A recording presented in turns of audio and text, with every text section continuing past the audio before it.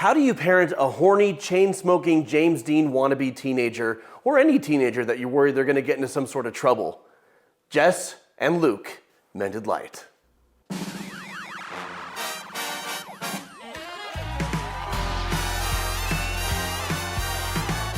All right, I got some pushback in the comments from some of my previous videos because some of you love Jess and you're like, just wait, just give him a chance. And yes, okay, I understand we're looking at multi-season arcs.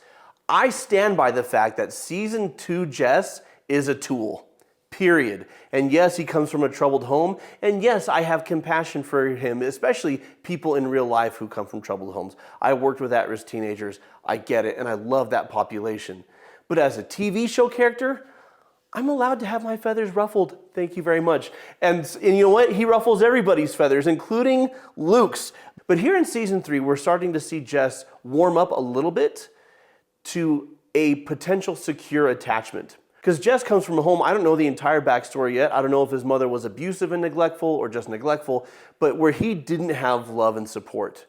And now he's got Luke. And even though they drive each other crazy, one thing Jess knows is that Luke is a constant, steady presence in my life who cares about me. And I look at Luke, you know, we've got a teenage son, and our daughter is coming into adolescence, and I'm watching this and I'm like, oh man, buckle up. Yeah, take it away, Ernie. It's going to be a bumpy ride.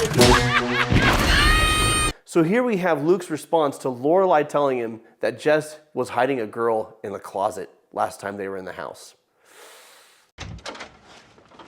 Hey. So what's going on out there? Just Lorelai dealing with some women about something or other. So we did that thing at the school today. Yeah, it went pretty well. All the kids seem relatively unarmed. Luke trying to just have small talk with Jess. Yeah, I just told him about the diner and cooking things, and I expect kids all over town will rush out tomorrow and buy a spatula. Checking for monsters? Oh, no, just What? Just didn't want to accidentally bump into someone in there. What are you talking about? Jess, did you have a girl stashed in there before? For what? Lorelai said you were hiding someone here earlier. She said a girl, were you? Yes? Jess, you don't shove a girl in a closet. I did not shove her in the closet. She got in voluntarily. Oh, sure. Look, Shane freaked when she heard you guys coming. Next thing I know, she's in there. I personally didn't care if you guys saw us or not, but hey, women, right? Can't live with them, you can't keep them from jumping in the closet. You and I have got to have a little talk. Hey, if you're gonna The get talk. all Ward Cleaver on me, I gotta go call Eddie and Lumpy and tell them I'm gonna be late. Shut up for a second, won't you? Look, I know you're at an age where the whole girl thing is, you know, on your mind a lot, and it's probably not helping you to think straight with all the hormones and other things that are raging around in there. My point is, you gotta think about things a little better. You know, the way you act. I mean, if you care about a girl, the way you do with this Shane. I don't care about her. What? I don't even know her last name.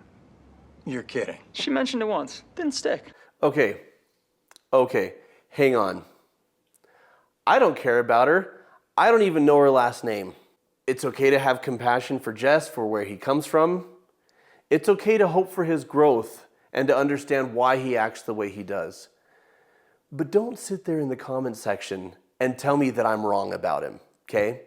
You see how he treats people? Come on. Not okay. I don't care how great his hair is. And Milo is a very attractive man. Like, I understand. Like, I saw This Is Us. I get it. But come on. If you don't care about her, what are you doing with her? Just hanging with her.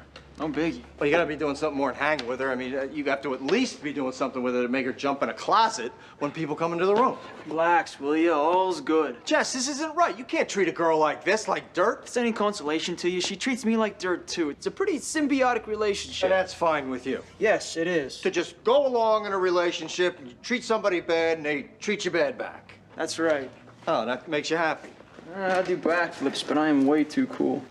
I do backflips, but I'm way too cool. Now, Jess says if it makes you feel any better, she treats me like dirt as well. So look, I get it. Jess's attachment style is insecure, avoidant, right? He never had somebody consistent in his life who cared about him, so he learned to be independent and to bury his emotions deep down, to not express them or even feel them very much. And so for him, his girlfriend is just a way to pass the time, and it doesn't really matter that they treat each other poorly because that's kind of the standing arrangement. I worked with people like this. Before I was a therapist, I was staff at a group home. I worked with at-risk teenage boys. When I first became a therapist, I was at a juvenile detention center for adolescent males. Like I understand all of this. And again, I don't hate Jess. But when you're parenting someone like this, I mean, Luke isn't the biological parent, but he's fulfilling that role. What do you do with somebody when you're trying to instill moral values and they couldn't care less? We're going to see what Luke does, and then I'm going to give you my 2 cents. That makes absolutely no sense. Doesn't have to make sense to you. There are plenty of other girls out there in the world, Jess. Don't you have to get back to the diner? I mean, you could go out and at least find one that you actually care about. Oh, like it's that easy? Yeah, it's that easy if you try. Hey, the girls that I like don't give a damn about me. And unlike some other people I know, I'm not gonna sit around hoping that they change their minds and suddenly notice me. What's that supposed to mean? You fixed any neighbors' porches lately? Or you go on a picnic? Or you get rooked into giving a ridiculous speech at a high school? Shut up. At least I've got a little self-esteem. Shut up. I'm not playing golden retriever hoping someday she'll turn around and fall in my arms. If she doesn't want to be with me, then fine. You have no idea what you're talking about. Whatever. I gotta go. Shane's waiting. Oh, you mean what's her name? Yeah, I'll bring you a new leash when I get back. Get out of here. So that didn't go well. Also, Luke trying to talk to Jess about sex and saying, I know you're at this age where you think about girls a lot and all the hormones in there make it confusing. Like, I understand this. my dad and I had about 5 versions of the talk at different times in my life. And it was really because after the first 2, I realized that I could go to him with questions and he would answer them. And so he only instigated the first couple. Luke is not creating a space for Jess here to feel unjudged. Luke is leading with judgment and control. And I get it, because Luke's worries about Jess and feelings towards Jess would be my knee-jerk feelings as well. The thing about parenting is stopping to be strategic. Stopping and considering how you want to handle things. And I don't think Luke is doing that. I think Luke is flying by the seat of his pants. And in fairness, how do you form a strategy with someone like Jess? Well, someone like Jess is all about their independence. Someone like Jess is all about their own voice, their own opinions, and they need someone to push against and someone to fight against. And so the more that you can enter the scene less as somebody telling them what to do and lecturing and more listening, the better it's going to go. The issue with Luke right now is he's not listening to Jess. And here's where those of you in the comment section, you have a very valid point, is that Jess is more than just a smug, arrogant teenager. He's somebody who's hurting, and he's somebody he's in an unhealthy relationship right now where they treat each other like dirt, in part because that's what he believes he deserves. This is who I am. I'm city trash. And so I'm gonna find someone who treats me like trash and I can treat them like trash. Like there's no motivation in his mind to be someone or something greater because this is who he believes he is. And Luke could, by listening, by getting Jess to talk, and maybe Jess doesn't want to talk, but by showing that he's willing to listen and asking the questions, he leaves the door open for future conversations. The fact is, if Luke goes in right now and says, Jess, I'm concerned there was a girl in the closet. I'm concerned about you being sexually active, making sure you make wise decisions with that. But more than anything, I'm concerned that you're happy and I care about you. Now, Jess might blow that off. In fact, at this point, Jess probably would blow that off. Jess isn't used to opening up. But planting that seed and letting him know that the door is open, we've seen with Jess that after he drops his cool James Dean thing, there is a vulnerability there that every once in a while he trusts Luke with. And Luke could nurture that, and that's how he would do it. Now, the moment you've all been waiting for, I wasn't, is Jess and Rory get together. I will say that season 3 does do the work to make me not hate it, which is good for them. Because by the end of season 2, I was like, no, don't do it.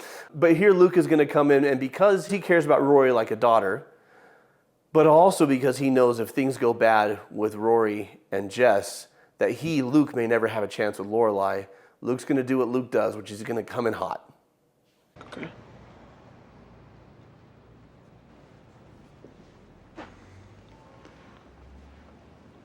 Hi. Hi. Whoa, whoa. Yes. I got the burger. Thank you. Yeah, that's just. I hate interrupted Fries, kisses. I great. was love fine with fries. that one. Okay, Jess, thank you for your. I gotta go. Luke knows what he saw. They were about to kiss. What was going on up here? Nothing. Nothing. I walk in here and the two of you are like shrapnel. The timing is perfect, by the way. Next time I'll hang a sock on the door. Hey, there will be no hanging of socks on the door in my house. Do you hear me? Relax, I was kidding. Oh, really? Hanging socks on doors? That's your idea of funny? Depending on the sock design, could be hilarious. Okay, that's it. Sit down. What? It's time to lay down a few ground rules. Sit. I totally All get right. this energy. First off, when she is up here, that door stays open. Excuse me? You are not allowed on either end of this apartment. You are instead to remain here in the middle portion of the room. You may sit on the couch or on the chair, as long as you two are sitting on separate seats. I.e., when you're on the couch, then she's on the chair. When she's on the couch, then you're on the chair. I get it, thank you. On weekdays, you will have her home by 9. On weekends, you will have her home by 11. Any evidence of alcohol, cigarette smoke, or anything else that Nancy Reagan would find unacceptable, and you will not be allowed near her without an adult present. Are these rules clear? Yes. Good. May I speak? If you must. Do you want me to have you committed, or would you prefer to check yourself in? I'm not joking here, mister. You know you're my guardian, not hers, right? You don't need the guardian. She tried to kiss me. Jess. She did that thing where you stretch and then you put your arm around the other person's shoulder and then you sneeze and your hand falls and you try to grab. Jess, stop it. What do you think is gonna happen? You know what I think is gonna happen. No, I don't. Tell me what I'm gonna do to her. You're not gonna do anything to her, because when you're at her place, there's Lorelai. And when you're here, there's me. And when you're out there, there's Taylor. Romeo and Juliet had warring families and they still managed to do a little damage, you know? Well, as soon as I catch you in a pair of tights, I'll get worried. Until then, do your homework.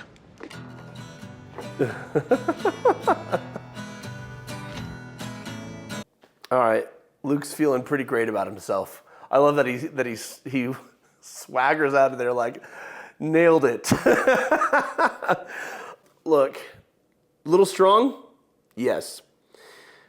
Establishing ground rules, not a bad idea. The issue is that he's coming in with, these are the rules. You will obey them. I am the authority figure. And doesn't work, especially with teens like Jess. There's no chance in hell that's going to work, because Jess needs someone to rebel against. And when you say, here's what you can't do, you're just guaranteeing he's going to do that thing, and he's going to really go for it. And he immediately does. I mean, he and Rory sneak off together a couple scenes later, right? So here's the issue, especially with adolescents. Teenagers want to be adults. They want to call, generally speaking, developmentally, they want to call their own shots, they want to make their own decisions, and they resent anybody telling them what they can and cannot do. At the same time, their neurodevelopment is not all the way there yet, so they're not, generally speaking, 100% ready to make all the decisions that an adult would make. Generally, a teenager leans really far into adulthood while the adult is trying to pull them into childhood, and that's the conflict there, right? Because for a little child, the adult in their life says, here's where you'll be, here's what you're gonna do, here's the plan for the day. If Luke wants a greater chance of success, he would come in and say something like, Jess, you're not an adult yet. You're almost an adult, and you definitely have the wherewithal to make a lot of your own decisions. However, you're still a minor, and I am responsible for you, number one. Number two, I care about Rory. She's like a daughter to me. She has been for years. I care about Lorelai. I care about this family. And I'm not going to tell you you can't date Rory. I'm not going to try and control that. I do want to have a conversation about ground rules so that she doesn't get her heart broken, or that something doesn't happen like what happened with Lorelai when she got pregnant at 16, where now that's a major life event that changes everything. So I'm not going to tell you what you can and cannot do. I want to have a conversation with you where you have a say. But I do need you to recognize that because I'm your guardian, I have veto power, right? I have final word, and I'm going to expect a few things, but I don't want to impose. I want you to have a voice in it. Now, you're probably watching this going, Jess would roll his eyes, Jono. At everything you're saying, he would roll his eyes. Yes, he would. And he would sigh hard, and he would push back. But deep down, he'd be like, okay, at least I've got a voice in this, and at least he's listening instead of imposing. I've worked with at-risk teenagers, and what I'm describing to you is what happens. They roll their eyes, they sigh, they push back. They're gonna do that no matter what. But if you give them a voice, if you respect their autonomy, you respect their right to choose as far as you can, then you often earn the respect over time to place the limits. Been there, done that.